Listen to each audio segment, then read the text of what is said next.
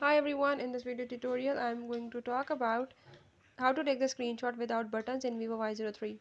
So if you want to learn how to take the screenshot without using any button, I will tell you how you can take it. You just have to follow all the steps that I will show you in this video, and don't forget to subscribe my channel. Now let's move toward the video.